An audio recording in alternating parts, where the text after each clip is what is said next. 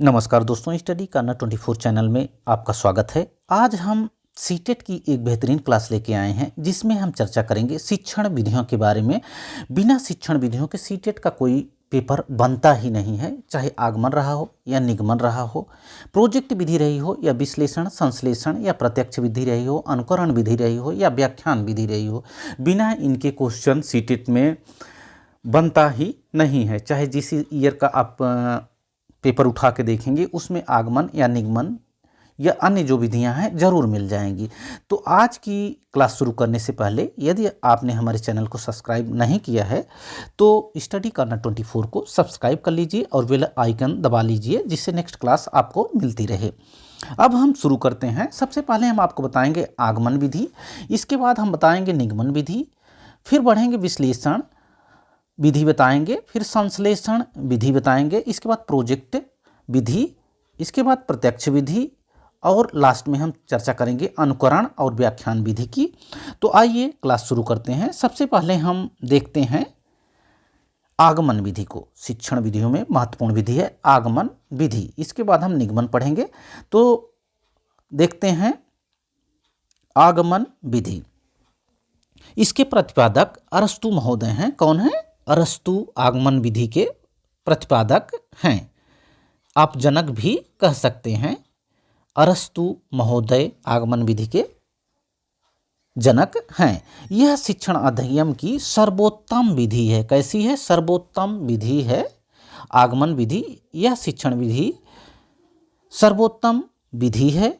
यह नए ज्ञान को खोजने का अवसर प्रदान करती है। कैसे? यह नए ज्ञान को खोजने का अवसर प्रदान करती है। आगमन विधि उदाहरण से नियम की ओर चलती है। आपको ध्यान देना है, आगमन विधि उदाहरण से नियम की ओर चलती है। उदाहरण से नियम की ओर चलती है। उदाहरण से कैसे? नियम की ओर चलती है। इसमें पहले उदाहरण बताया जाता है, इसके बाद नियम बनता है। यह विधि छात्र केंद्रित होती है। आगमन विधि कैसी होती है? छात्र केंद्रित होती है। यह एक छात्र केंद्रित विधि है जो विद्यार्थियों को करके सीखने पर बल देती है। करके सीखने पर बल देती है आगमन विधि। आपसे पूछा जाएगा करके सीखने पर बल कौन देती है? करके सीखने पर बल देती है आगमन विधि। करके सीखने पर बल देती है आगमन विधि। यह एक छात्र केंद्रित विधि है। शिक्षण विधियों में आगमन विधि छात्र केंद्रित विधि है जो करके सीखने पर बल देती है। इस विधि में तर्क करते हुए ज्ञात से अज्ञात की ओर बढ़ते हैं। कैसे? तर्क करते हुए ज्ञात से अज्ञात की ओर बढ़ते हैं। ज्ञात से अज्ञात की ओर बढ़ते हैं। यह विधि विशिष्ट से सामान्य की ओर ले जाती है, यानी विशिष्ट से हम सामान्य की ओर बढ़ते हैं, स्थूल से सूक्ष्म की ओर बढ़ते हैं तथा मूर्त से अमूर्त की ओर बढ़ते हैं। ये आगमन विधि में ध्यान देने योग्य बातें हैं, इसको आपको ध्यान रखना है। जब भी बात की जाएगी मूर्त से अमूर्त की ओर तो हम लगाएंगे आगमन विधि स्थूल से सूक्ष्म की ओर, तब भी हम आगमन विधि को ही देखेंगे।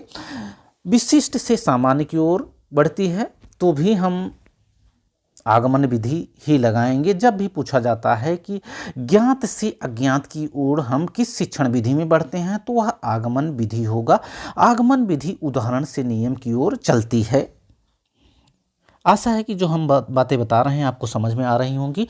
अब हम आगे बढ़ते हैं और देखते हैं निगमन विधि, जिसको डिडक्टिव मेथड कहते हैं।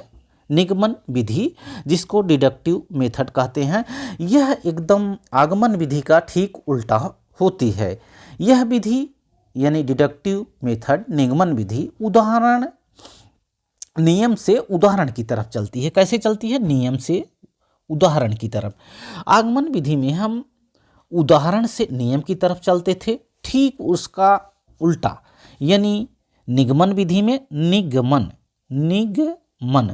विधि में हम आपको ध्यान रखना है निगमन, नि से नियम यानी पहले नियम आएगा, उसके बाद हम उदाहरण की ओर बढ़ेंगे।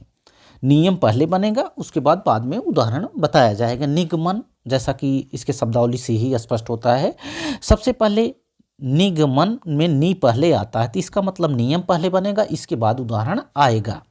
इसी से आपको पकड़ना है। यह विधि नियम से उदाहरण की तरफ चलती है।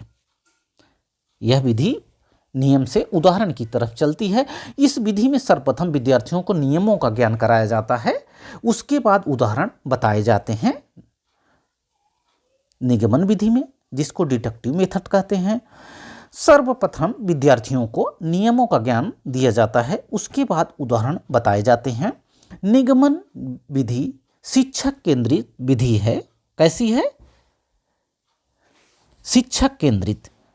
जैसे कि हमने आपको बताया, आगमन विधि को छात्र केंद्रित विधि है, जबकि निगमन विधि शिक्षक केंद्रित विधि है। शिक्षक केंद्रित विधि है, इसमें शिक्षक सारे नियम सिखाते हैं। निगमन विधि आगमन विधि का ठीक विपरीत होती है। जैसा कि हमने पहले ही बताया, निगमन विधि आगमन विधि की ठीक विपरीत होती है। इस विधि में अज्ञात से ज्ञात की ओर आगे बढ़ते हैं। कैसे? इस विधि में अज्ञात से ज्ञात की ओर आगे बढ़ते हैं। नियम से उदाहरण की ओर आगे बढ़ते हैं। निगमन विधि में नियम से उदाहरण की ओर आगे बढ़ते हैं। इसके अलावा सूक्ष्म से स्थूल की ओर आगे बढ़ते हैं तथा अमूर्त से मूर्त की ओर आगे बढ़ते हैं। एक यदि आप याद कर लेंगे, चाहे आगमन को याद कर लिए या निगमन को याद कर लिए, तो जो याद कर लेंगे, अगर आगमन को आपने याद किया है तो उसका ठीक विपरीत निगमन है। यदि निगमन को आपने याद किया है तो उसका ठीक विपरीत आगमन विधि है। आशा है कि जो हम बता रहे हैं आपको समझ में आ रहा होगा। अब हम आगे बढ़ते हैं और देखते हैं विश्लेषण विधि, जिसको एनालिसिस मेथड कहते हैं। विश्लेषण विधि, जिसको एनालिसिस मेथड कहते हैं, इसके प्रतिपादक हेनरी एडवर्ड आर्मस्ट्रांग हैं। कौन? हेनरी एडवर्ड आर्मस्ट्रांग विश्लेषण विधि के प्रतिपादक हैं। एनालिसिस मेथड, विश्लेषण विधि यानी एनालिसिस मेथड। इस विधि में समस्या को छोटे छोटे भागों में बांटकर उनका अध्ययन करते हुए समस्या का हल किया जाता है। जब भी चर्चा की जाती है कि समस्या को जब छोटे छोटे भागों में बांटकर उनका अध्ययन करते हैं तो उसे हम विश्लेषण विधि कहते हैं। जब भी छोटे छोटे भागों में समस्या को बांटकर अध्ययन किया जाता है तो उसको हम विश्लेषण विधि लगाएंगे। आपको ध्यान रखना है, सीटेट के एग्जाम्स में पूछे जाते हैं ये प्रश्न। इसके बाद हम पढ़ेंगे संश्लेषण विधि। पहले हमने देखा विश्लेषण विधि, इसमें हमने आपको बताया कि समस्या को छोटे छोटे भागों में बांटकर उसका अध्ययन करते हैं विश्लेषण विधि में। अब हम आगे बढ़ते हैं, देखते हैं संश्लेषण विधि यानी सिंथेसिस मेथड। इसके भी प्रतिपादक यानी जनक हेनरी एडवर्ड आर्मस्ट्रांग हैं। यानी विश्लेषण विधि और संश्लेषण विधि दोनों के जनक कौन हैं? Henry Edward Armstrong. विश्लेषण करने के पश्चात संश्लेषण का कार्य प्रारंभ होता है, यानी पहले विश्लेषण आएगा, इसके बाद जो है संश्लेषण आएगा। विश्लेषण करने के पश्चात संश्लेषण का कार्य प्रारंभ होता है। इसके क्रम को भी आपको ध्यान रखना है। पहले विश्लेषण आएगा, उसके बाद संश्लेषण आएगा। विश्लेषण करने के पश्चात संश्लेषण का कार्य प्रारंभ होता है। इस विधि में किसी समस्या गतिविधि को छोटे छोटे भागों को जोड़ते हुए समस्या का हल किया जाता है। विश्लेषण विधि में छोटे छोटे भागों में बांटकर अध्ययन किया जाता है, जबकि संश्लेषण में क्या किया जाता है? छोटे छोटे भागों को जोड़ते हुए। संश्लेषण में जोड़ने का काम होता है, यानी छोटे छोटे भागों में जोड़ते हुए समस्या का समाधान किया जाता है, जबकि विश्लेषण में छोटे छोटे भागों को बांट कर यानी तोड़ने का काम किया जाता है और संश्लेषण में जोड़ने का काम किया जाता है। संश्लेषण में क्या करते हैं? छोटे छोटे भागों में जोड़ते हुए समस्या का हल किया जाता है। ये बातें आपको ध्यान रखनी है संश्लेषण और विश्लेषण को। पहले विश्लेषण आएगा, विश्लेषण में हम समस्या को छोटे छोटे भागों में बांटकर उनका अध्ययन करते हैं, जबकि संश्लेषण में हम छोटे छोटे भागों को जोड़ते हुए समस्या का हल करते हैं। अब हम आगे बढ़ते हैं और देखते हैं प्रोजेक्ट विधि, प्रोजेक्ट मेथड। इसके प्रतिपादक किलपैट्रिक हैं। इसके प्रतिपादक को आपको भी ध्यान रखना है। जब भी प्रोजेक्ट विधि पूछी जाती है तो इसके जनक कौन है? किलपैट्रिक। किलपैट्रिक प्रोजेक्ट विधि के जनक हैं। किलपैट्रिक प्रोजेक्ट विधि के जनक हैं, आपको ध्यान रखना है। इस विधि में विद्यार्थी स्वतंत्र रूप से कार्य करता है एवं अपनी समस्याओं का हल स्वयं के विचारों के आधार पर करता है। प्रोजेक्ट विधि, इस विधि के प्रतिपादक किलपैट्रिक हैं। इस विधि में विद्यार्थी स्वतंत्र रूप से कार्य करता है एवं अपनी समस्याओं का हल स्वयं के विचारों के आधार पर करता है। यह विधि अनुभव केंद्रित होती है। जब भी अनुभव केंद्रित विधि की बात की जाएगी तो आपको प्रोजेक्ट विधि लगाना है। यह विधि बालकों को सामाजिकरण पर विशेष बल देती है। किस पे? प्रोजेक्ट विधि बालकों के सामाजिकरण पर विशेष बल देती है। इस विधि में विद्यार्थी क्रियाशील यानी सक्रिय रहते हैं। किस विधि में? जब भी विद्यार्थी को सक्रिय रहने की बात की जाएगी तो उसमें आपको प्रोजेक्ट विधि लगाना है। प्रोजेक्ट विधि में विद्यार्थी क्रियाशील या सक्रिय रहते हैं, समूह में रहकर कार्य करना सीखते हैं। इससे उनमें आत्मविश्वास होता है। समूह में रहकर कार्य करने से सीखते हैं, इससे उनमें आत्मविश्वास पैदा होता है।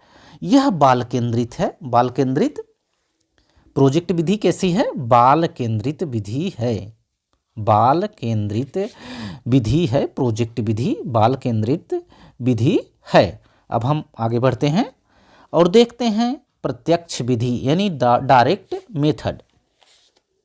प्रत्यक्ष विधि, इस विधि में जो बालक की मातृभाषा होती है उसे बिना मध्यस्थ बनाए अन्य भाषा सिखाई जाती है। इस विधि में जो बालक की मातृभाषा होती है उसे बिना मध्यस्थ बनाए अन्य भाषा सिखाई जाती है। प्रत्यक्ष विधि में बालक को बिना व्याकरण के नियमों का ज्ञान कराया जाता है। बिना व्याकरण के नियमों का ज्ञान कराया जाता है एवं भाषा सिखाई जाती है। प्रत्यक्ष विधि वार्तालाप के माध्यम से अधिक सीखने पर बल देती है। कैसे? अधिक से अधिक सीखने पर बल देती है। यह विधि श्रव्य दृश्य सामग्री का भी इसमें प्रयोग किया जाता है। यानी जो प्रत्यक्ष विधि होती है उसमें शिक्षण को प्रभावशाली बनाने के लिए श्रव्य एवं दृश्य सामग्री का भी प्रयोग किया जाता है। प्रत्यक्ष विधि प्राथमिक कक्षाओं हेतु तो अत्यधिक महत्वपूर्ण है। किसके लिए? प्राथमिक कक्षाओं के लिए अत्यधिक महत्वपूर्ण है। इसको आपको याद रखना है। अब हम आगे बढ़ते हैं और देखते हैं अनुकरण विधि। अनुकरण विधि। यह विधि बालक के अनुकरण करके सीखने पर बल देती है। यानी इस विधि में बालक अपने शिक्षक का नकल करके लिखना, पढ़ना तथा नवीन रचना करना सीख रहा है। जैसा कि अनुकरण से ही स्पष्ट हो रहा है, इस विधि में बालक अनुकरण करके सीखता है, इसलिए इसको अनुकरण विधि कहा जाता है। इस विधि में बालक अपने शिक्षक का नकल करके लिखना, पढ़ना तथा नवीन रचना करना सीखता है। अनुकरण विधि में बालक शिक्षक के उच्चारण को अनुसरण करके वाचन करना सीखता है। पहले शिक्षक बोलता है, फिर बच्चे उसका अनुसरण करते हैं। अनुकरण विधि में पहले शिक्षक बोलता है, इसके बाद बच्चे उसका अनुसरण करते हैं। अब हम आगे बढ़ते हैं और देखते हैं मॉन्टेसरी विधि। मॉन्टेसरी विधि, यह भी बहुत पूछा जाता है। मॉन्टेसरी विधि के प्रतिपादक कौन थे? मारिया मॉन्टेसरी। इस विधि के प्रतिपादक मारिया मॉन्टेसरी थे। यह पद्धति 2.5 वर्ष से 6 वर्ष तक के बच्चों हैं तो प्रयोग में लाई जाती है। कितने वर्ष तक के बच्चों के लिए? 2.5 वर्ष से 6 वर्ष के बच्चों के लिए प्रयोग में लाई जाती है। मॉन्टेसरी पद्धति के जनक मारिया मॉन्टेसरी थे। यह पद्धति 2.5 वर्ष से 6 वर्ष तक के बच्चों हेतु प्रयोग में लाई जाती है। इस शिक्षण पद्धति का विकास डॉक्टर मारिया मॉन्टेसरी द्वारा रूस विश्वविद्यालय में मंद बुद्धि बालकों की चिकित्सा हेतु किया गया। किसके लिए? मंद बुद्धि बालकों के लिए चिकित्सा हेतु किया गया। कुछ समय बाद सामान्य बुद्धि के बालकों के लिए भी उपयोग में लाया गया। कौन? मॉन्टेसरी पद्धति। अब हम आगे बढ़ते हैं देखे हैं व्याख्यान विधि, मॉन्टेसरी विधि आपने देखा, इसके प्रतिपादक मारिया मॉन्टेसरी। यह शिक्षण पद्धति में मंद बुद्धि के बालकों के लिए पहले उपयोगी सिद्ध हुई, इसके बाद जो है यह सामान्य बुद्धि के बालकों के लिए भी उपयोग में लाएगी। आगे हम देखते हैं व्याख्यान विधि, जिसको लेक्चर मेथड कहते हैं। व्याख्यान विधि को क्या कहते हैं? लेक्चर मेथड कहते हैं। व्याख्यान विधि में किसी तथ्य विषय की व्याख्या की जाती है। व्याख्यान विधि में किसी तथ्य विषय की व्याख्या की जाती है। व्याख्यान विधि शिक्षण की सबसे प्राचीन विधि है, और इसको आपको ध्यान रखना है। व्याख्यान विधि शिक्षण की सबसे प्राचीन विधि जब भी पूछा जाएगा तो व्याख्यान विधि शिक्षण की सबसे प्राचीन विधि है। कैसी विधि है? प्राचीन विधि है। यह शिक्षक केंद्रित शिक्षण विधि है। कैसी है? शिक्षक केंद्रित। जब भी पूछा जाएगा व्याख्यान विधि कैसी है, तो शिक्षक केंद्रित शिक्षण विधि है। इस शिक्षण विधि में शिक्षक की भूमिका प्रमुख होती है। कैसी होती है? शिक्षक की भूमिका इसमें जब भी शिक्षक केंद्रित होगी तो जाहिर सी बात है कि यह शिक्षण विधि में शिक्षक केंद्रित शिक्षण विधि होगी। शिक्षण विधि में शिक्षक की भूमिका महत्वपूर्ण होगी। जब शिक्षक केंद्रित है तो शिक्षक की भूमिका महत्वपूर्ण होना तय है। तो इतनी बातें आपको व्याख्यान विधि में याद रखना है। आशा है कि जो बातें हमने बताई आपको समझ में आई होंगी। वीडियो अच्छा लगा हो तो वीडियो को लाइक करें, शेयर करें तथा हमारे चैनल स्टडी कॉर्नर 24 को सब्सक्राइब करें। Thanks for watching this video. Thank you.